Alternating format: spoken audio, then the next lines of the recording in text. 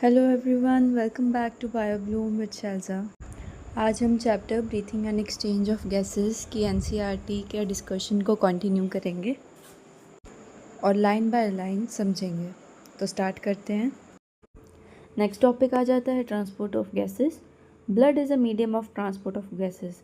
अब सारी हम ट्रांसपोर्टेशन पढ़ रहे हैं तो वो ब्लड के थ्रू ही हो रही है। About 97% of oxygen is transported by RBCs। हमने पढ़ा है आरबीसी के अंदर हीमोग्लोबिन होता है। हीमोग्लोबिन के साथ ऑक्सीजन जो है वो बॉन्ड बना लेता है, बाइंड हो जाता है और उसके थ्रू सारा का सारा ट्रांसपोर्ट होता है। तो 97% आरबीसीज के साथ ही ऑक्सीजन ट्रेवल करती है। रिमेनिंग 3% जो होती है वो डिज़ोल्व्ड स्टेज में प्रेजेंट होता है ऑक्सीजन इन प्लाज्मा।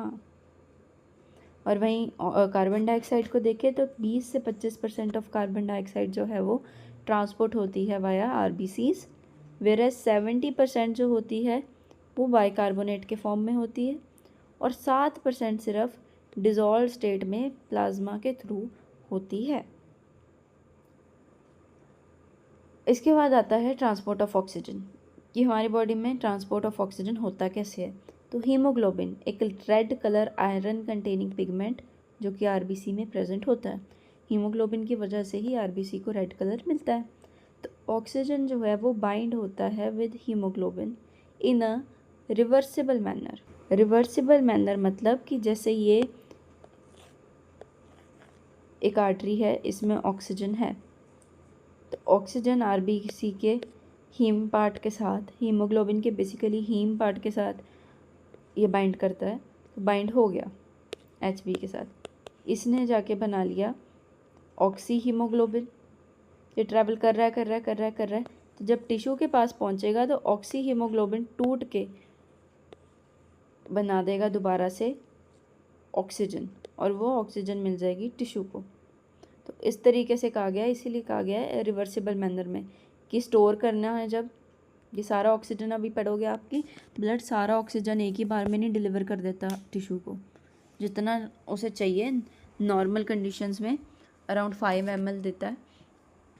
तो जितना उसे चाहिए उतना ही ऑक्सीजन देता है, बाकी स्टोर हो जाता है in form of oxy haemoglobin.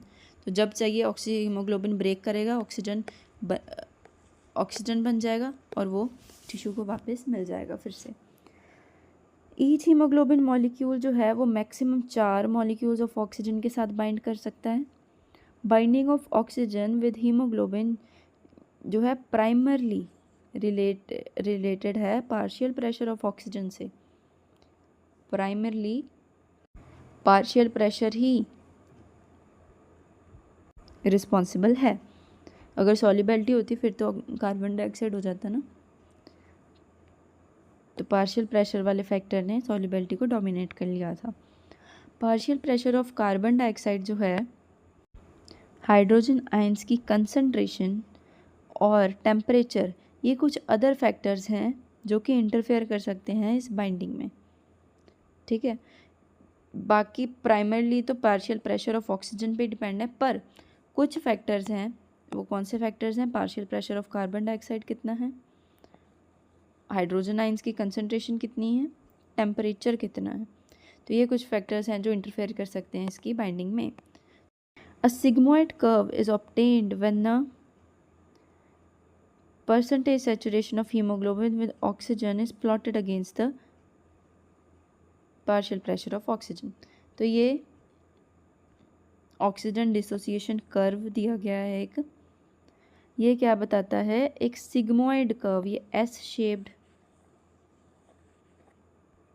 Curve मिलता है जब हम प्लॉट कराते हैं saturation of haemoglobin with oxygen कितनी है against partial pressure of oxygen. तो ये वाई एक्सिस पे percentage saturation of haemoglobin with oxygen बताई गई है और यहाँ पे पार्शियल प्रेशर ऑफ ऑक्सीजन बताया गया है कि यहाँ पे बताया कि कितना हीमोग्लोबिन सैचुरेट करता है ऑक्सीजन के साथ और ये है पार्शियल प्रेशर कितना है उस टाइम पे ऑक्सीजन का। तो इस कर्व को कहते हैं ऑक्सीजन डिसोसिएशन कर्व। ये बहुत ही यूज़फुल है अगर आपने इफ़ेक्ट पढ़ना है कि अगर concentration of H positive ions या फिर कार्बन डाइऑक्साइड की पार्शियल प्रेशर की कंसंट्रेशन बढ़ गई या घट गई, तो ये कर्व जो है ऑक्सीजन डिसोसिएशन कर्व किस तरीके से इफ़ेक्ट होता है। In alveoli where there is high PO2 and low PCO2, वहाँ पे कम H पॉजिटिव कंसंट्रेशन होगी और कम टेम्परेचर होगा। बेसिकली ये समझ लो कि जहाँ पर partial pressure of carbon dioxide ज़्यादा है वहाँ पे H पॉजिटिव आयंस भी ज़्यादा होंगी, वहाँ पर टेम्परेचर भी ज़्यादा होएगा।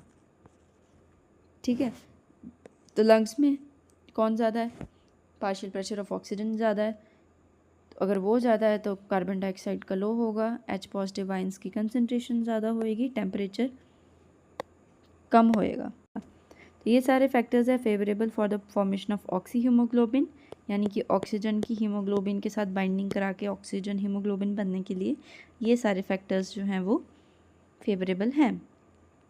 और टिश्यूज़ में जहाँ की लो पार्शियल प्रेशर ऑफ ऑक्सीजन होता है, टिश्यूज़ में क्या हो रहा है, कैटाबॉलिज्म हो रही है, एनर्जी प्रोडक्शन हो रही है, साथ में कार्बन डाइऑक्साइड की प्रोडक्शन भी हो रही है। तो कार्बन डाइऑक्साइड का पार्शियल प्रेशर ज़्यादा होएगा, H पॉजिटिव आयंस ज़्यादा होएंगी, मतलब उनकी कंसंट्रेशन ज़्यादा होएगी और टेम्परेचर भी ज़्यादा होएगा। तो ये सारी कंडीशन हैं favourable for the dissociation of oxygen, कि उन्हें चाहिए क्या, लो उसमें क्या है, पार्शियल प्रेशर ऑक्सीजन का कम है टिश्यूज़ में, तो जो ब्लड ऑक्सीजनेटेड ब्लड होएगा जिसमें ऑक्सी हीमोग्लोबिन बना होगा, और यहाँ पे हमें ऑक्सीजन का पार्शियल प्रेशर लो दिख रहा है, तो ये ऑक्सीजन हीमोग्लोबिन जो है वो सैचुरेट नहीं, डिसोसिएट कर जाएगा और ऑक्सीजन बनेगा, मतलब ऑक्सीजन निकल जाएगा उस रिएक्शन में से, रिवर्सिबल रिएक्शन है। तो ऑक्सी हीमोग्लोबिन डिसोसिएट करके ऑक्सीजन प्रोड्यूस कर देगा और वो ऑक्सीजन मिल जाएगा टिश्यू। ठीक है, तो ये सारी रिस्पॉन्सिबल है for the dissociation of oxy haemoglobin, और ऊपर वाले सारे थे formation association of oxygen oxy haemoglobin. This clearly indicates कि O2 जब बाउंड होता है हीमोग्लोबिन के साथ तो वो लंग्स में होता है, और डिसोसिएट जब होता है वो टिश्यूज़ में होता है। अब जब जिस चीज़ की ज़रूरत होएगी तो वो तभी तो होएगी ना। अब लंग्स में वो एक आर्टरी में जा रहा था, और आर्टरी में आपको पता ही है जो RBC है उसको खुद तो ज़रूरत होती नहीं एनर्जी की या ऑक्सीजन की, तो वो सिर्फ ट्रांसपोर्टेशन करवाता है, तो उसको खुद को नहीं चाहिए ब्लड को, RBC को, तो उसने क्या कर लिया, उसे ऑक्सी हीमोग्लोबिन के फॉर्म में बना करके रख लिया। जब टिश्यू आया, टिश्यू को ज़रूरत थी, तो ऑक्सी हीमोग्लोबिन की डिसोसिएशन, ऑक्सीजन की डिसोसिएशन होगी ऑक्सी हीमोग्लोबिन में से, और वो ऑक्सीजन चले गया टिश्यूज़ में। इसलिए इस रिएक्शन को, फॉर्मेशन ऑफ ऑक्सी हीमोग्लोबिन को इरिवर्सिबल रिएक्शन कहा, कि कभी भी अगर स्टोर करना है ऑक्सीजन तो ऑक्सी हीमोग्लोबिन बना लेंगे, अगर चाहिए ऑक्सीजन तो उसे डिसोसिएट करके ऑक्सीजन को निकाल लेंगे। Every 100 ml of oxygenated blood can deliver 5 ml of O2 to the tissues under normal physiological conditions. Normal physiological conditions कही हैं, पर वहीं अगर आप एक्सरसाइज कर रहे हो, कोई स्ट्रेनस एक्टिविटी कर रहे हो, तो उसमें आपके टिश्यूज़ को ज़्यादा ऑक्सीजन चाहिए होता है। तो नॉर्मल फिजोलॉजिकल कंडीशंस में 5 ml डिलीवर होता है, बाकी ऑक्सी हीमोग्लोबिन के फॉर्म में स्टोर हो जाता है। अगला अब आता है transportation of carbon dioxide. Oxygen तो समझ लिया कैसे ट्रांसपोर्ट होता है, अब कार्बन डाइऑक्साइड किस तरीके से ट्रांसपोर्ट होता है, अब ये समझते हैं। ऑक्सीजन कार्बन डाइऑक्साइड है वो भी हीमोग्लोबिन ही कैरी करती है। होता क्या है कि हीमोग्लोबिन के 2 पार्ट्स होते हैं, हीम पार्ट और ग्लोबिन पार्ट। ठीक है, जो हीम पार्ट है इसके साथ ऑक्सीजन बाइंड करता है, और जो ग्लोबिन पार्ट है इसके साथ कार्बन डाइऑक्साइड बाइंड करता है। ठीक है, तो बेसिकली हीमोग्लोबिन के हीम पार्ट से ऑक्सीजन बाइंड हो गया, और ग्लोबिन पार्ट से कौन हो गया, कार्बन डाइऑक्साइड। जैसे ऑक्सीजन जो था ऑक्सी हीमोग्लोबिन के फॉर्म में होता था बाइंड, वहीं कार्बन डाइऑक्साइड जो है वो कार्ब अमीनो हीमोग्लोबिन के फॉर्म में ऑक्सीजन के साथ हीमोग्लोबिन के ग्लोबिन पार्ट के साथ बाइंड हो गया। हमने अभी देखा था ट्रांसपोर्टेशन ऑफ कार्बन डाइऑक्साइड ऊपर पड़ी थी, सॉरी ट्रांसपोर्टेशन ऑफ गैसेस पड़ी थी, उसमें पढ़ा है कि 20 से 25% ही as carbamino haemoglobin carbon dioxide travel करती है। This binding is related to partial pressure. Binding of carbon dioxide और ऑक्सीजन जो है वो बेसिकली डोमिनेंटली पार्शियल प्रेशर पे ही डिपेंड करती है।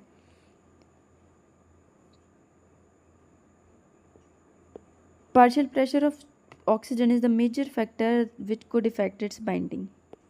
अब पार्शियल प्रेशर ऑफ ऑक्सीजन हर जगह डोमिनेट कर रहा है, अपने ऑक्सी हीमोग्लोबिन वाले में भी वही डोमिनेट कर रहा था। Partial pressure of carbon dioxide सिर्फ उसे थोड़ा सा इफेक्ट कर रही थी, पर इसमें भी वही डोमिनेट कर रहा है। अगर ऑक्सीजन की मात्रा ज़्यादा है तो इसकी कम हो जाएगी, ऑक्सीजन की मात्रा कम है तो कार्बन डाइऑक्साइड की ज़्यादा होएगी, which could effect the binding. When partial pressure of oxygen is high, sorry carbon dioxide high है तो ऑक्सीजन की लो होएगी, जैसे कि टिश्यूज़ में होती है।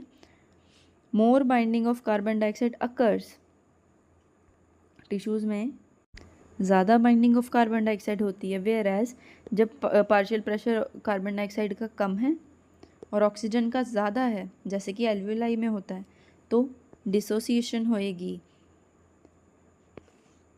कार्बन डाइऑक्साइड हीमोग्लोबिन के साथ मिल करके बना रहा है कार्ब अमीनोग्लोबिन।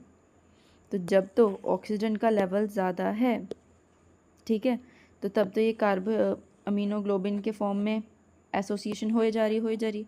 तो जहाँ पे ऑक्सीजन का लेवल कम है वहाँ पे कार्बन डाइऑक्साइड का ज़्यादा है, ये तो अपोजिट है ना दोनों चीज़ें, तो वहाँ पे डिसोसिएशन ज़्यादा होएगी, कार्ब अमीनोग्लोबिन टूट करके डिसोसिएट होके ऑक्सीजन कार्बन डाइऑक्साइड को निकाल लेगा। That is, carbon dioxide which bond to hemoglobin from the tissue is delivered to the alveoli. अब alveoli में कम है ऑक्सीजन का पार्शियल प्रेशर, तो कार्बन डाइऑक्साइड का पार्शियल प्रेशर alveoli में कम है, तो क्या होएगा कि कार्बन डाइऑक्साइड जो है जो हीमोग्लोबिन के साथ जुड़ी हुई है वो टूट करके डिलीवर हो जाएगी, डिसोसिएट होकर डिलीवर हो जाएगी alveoli को। RBCs contain a very high concentration of enzymes. RBCs में बहुत सारे एंजाइम्स हाई कंसनट्रेशन होती है, उनमें से एक है carbonic anhydrase, one of the fastest enzymes of our body. सबसे ज़्यादा ये RBC में प्रेजेंट होते हैं कार्बोनिक एनहाइड्रेज, पर थोड़ी सी इनकी माइन्यूट क्वांटिटी जो है वो प्लाज्मा में भी प्रेजेंट होती है। तो ये एंजाइम कराता क्या है? ये एंजाइम कराता है कार्बन डाइऑक्साइड से वाटर की रिएक्शन करा करके कार्बोनिक एसिड की फॉर्मेशन, जो कि एक वीक एसिड होता है, उसके बाद फिर से क्या कराता है, इसकी डिसोसिएशन कराता है, इसको तोड़ता है कार्बोनिक एनहाइड्रेज और बनाता है बाइकार्बोनेट आयन और H पॉजिटिव आयन। तो मैं जब अभी कह रही थी कि जहाँ कार्बन डाइऑक्साइड की कंसनट्रेशन ज़्यादा वहाँ H पॉजिटिव आयन्स की कंसनट्रेशन ज़्यादा, तो यहीं से पता लग गया क्यों ज़्यादा। और 70% ऑफ कार्बन डाइऑक्साइड बाइकार्बोनेट की फॉर्म में होता है। At the tissue site where partial pressure oxygen का ज़्यादा है due to catabolism, carbon dioxide diffuse करेगी ब्लड के अंदर और फॉर्म करेगी बाइकार्बोनेट आयन और H पॉजिटिव आयन। अब ब्लड के अंदर पानी तो होएगा ही, आपने पता ही है ब्लड की कंपोजिशन क्या है, 90% तो 92% तो पानी है बीच में, तो ब्लड के बीच में जाकर ये पानी के साथ रिएक्ट करेगा, इसमें एंजाइम लगेगा कार्बोनिक एनहाइड्रेज, वो बना देगा कार्बोनिक एसिड, जो कि एक वीक एसिड होता है, इसलिए डिसोसिएट कर जाएगा in the presence of carbonic anhydrase only, वो बना देगा बाइकार्बोनेट आयन और H पॉजिटिव आयन्स। ठीक है, एल्वियोलर साइड पे पार्शियल प्रेशर कार्बन डाइऑक्साइड का कम होता है, reaction proceeds in the opposite direction leading to formation of carbon dioxide. तो ये एरोस क्या डिनोट कर रही हैं कि ये रिएक्शन जो है वो रिवर्सिबल रिएक्शन है, तो वहाँ पे पार्शियल प्रेशर कम है ऑक्सीजन का, तो ये रिएक्शन बैकवर्डली चल पड़ती है और फिर से कार्बन डाइऑक्साइड फॉर्म हो जाती है। तो जितनी भी कार्बन डाइऑक्साइड ट्रैप होती है एज बाइकार्बोनेट, वो रिलीज आउट हो जाती है in form of carbon dioxide. Every 100 ml of deoxygenated blood deliver करता है approximately 4 ml of carbon dioxide alveoli को। वही 100 ml ऑफ ऑक्सीजनेटेड ब्लड कितना ऑक्सीजन डिलीवर कर रहा था? 5 ml। नेक्स्ट टॉपिक आता है रेगुलेशन ऑफ रेस्पिरेशन। हम ह्यूमन बींग्स में एबिलिटी होती है कि हम अपना रेस्पिरेटरी रिदम मेंटेन कर सकते हैं according to our demand of the body, कि हमारी बॉडी की क्या डिमांड है।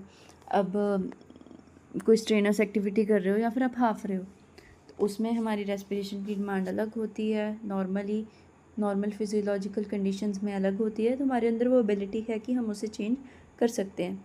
तो ये कैसे, कहाँ, किस चीज़ से कंट्रोल होती है? न्यूरल सिस्टम के द्वारा कंट्रोल होती है। एक स्पेशलाइज्ड सेंटर प्रेजेंट होता है मेड्यूला रीजन में, ब्रेन के मेड्यूला रीजन में, जिसे हम कहते हैं रेस्पिरेटरी रिदम सेंटर, RRC।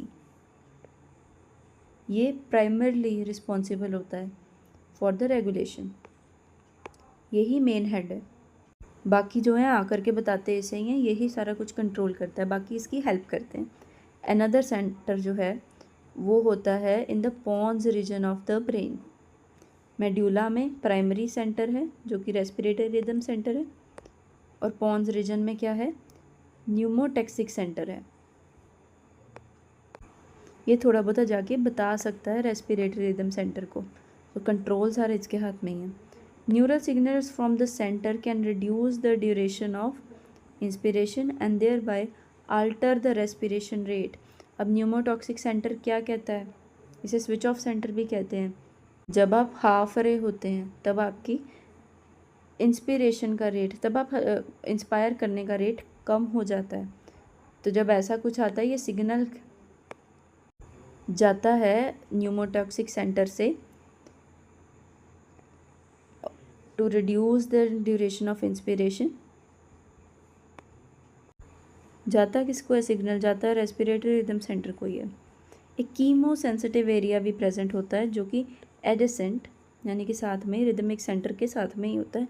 ये हाईली सेंसिटिव होता है carbon dioxide and hydrogen ions के लिए।